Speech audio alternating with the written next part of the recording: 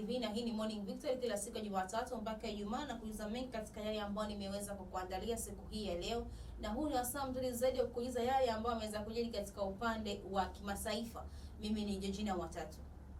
Na katika upande wa kimataifa tuangazie kuhusiana na taarifa iliyoweza kutolewa na waziri wa fedha wa Marekani Scott Bessent kuhusiana na uuzaji wa mafuta kutoka katika taifa la Urusi. Tunafahamu taifa la Urusi liliweza kuwekewa vikwazo mbalimbali na taifa la Marekani, hususan katika uvamizi ambao uliweza kufanyika kati ya mgogoro uliopo kati ya Urusi pamoja na Ukraine.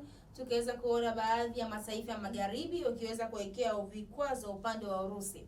Na sasa hivi kwa taarifa ambayo imeweza kutoka kupitia kwa waziri wa fedha wa Marekani Scott Bessent kwamba Marekani imeweza kuruhusu uuzaji wa mafuta ya Urusi, na hii wanasema ni kwa muda mchache tu, na inatokana ni kwa sababu ya mgogoro wa kivita ambao upo sasa hivi kati ya Marekani na Israel dhidi ya Irani.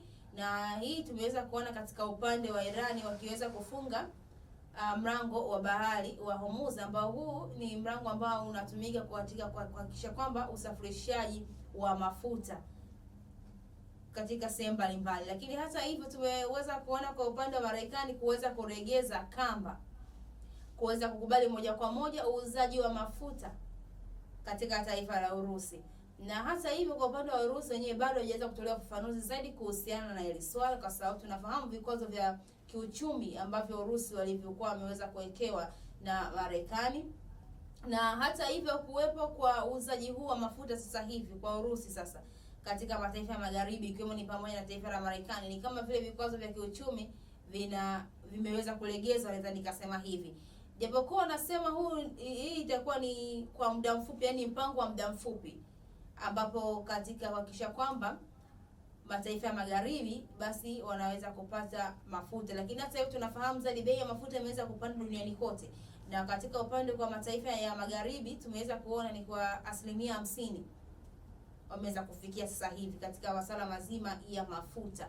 Na hata hivyo wanakuja kuangazia katika mgogoro huu wa kivita ambao upo sasa hivi, na tumeweza kuona kwa upande wa Israel kupitia waziri wake mkuu wa Israel Benjamin Netanyahu aliweza kuzungumza kuhusiana na mgogoro ambao upo, akisema kwamba wenyewe wanashambulia upande wa Irani na Hezbollah. Na ukisema kwamba unashambulia Hezbollah, kumbuka kwamba Hezbollah ni kikundi ambacho kinapatikana katika taifa la Lebanon. Kwa hiyo kwa upande wake wenyewe bado ameendelea kushikilia msimamo wao kwa upande wa Israel, wakisema wanashambulia Irani pamoja na Hezbollah. Na hasa hivyo wanakuja kuangazia katika mgogoro huu jinsi ambavyo upo. Tumeweza kuona baadhi ya mataifa yakijitokeza waziwazi akisema sisi tuko tayari kuhakikisha kwamba tunawapatanisha na kuweza kuondoa kabisa na mgogoro huu ambao upo hivi sasa. Tumeweza kuona kwa upande wa China pale ambapo waziri wa mambo ya nje wa China Wang Yi na wenyewe kwa upande wao waliweza kuzungumza akisema kwamba vile China ipo tayari kuhakikisha kwamba wanasimama kama mpatanishi ili mgogoro huu uweze kutamatika.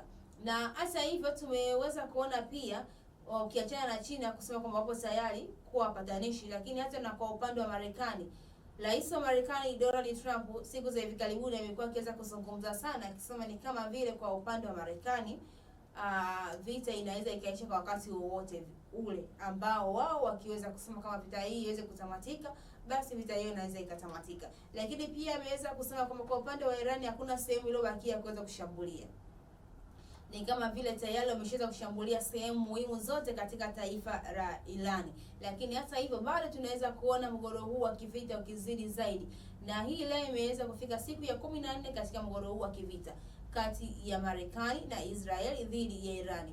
Mtazamaji, natamatisha hivyo Morning Victory siku hii ya leo. Natumai nitakuwa nimekujuza mengi katika yale ambayo nimeweza kukuandalia katika upande wa fahamu zaidi kitaifa, kurasa za mbele za magazeti na nje ya mipaka ya Tanzania.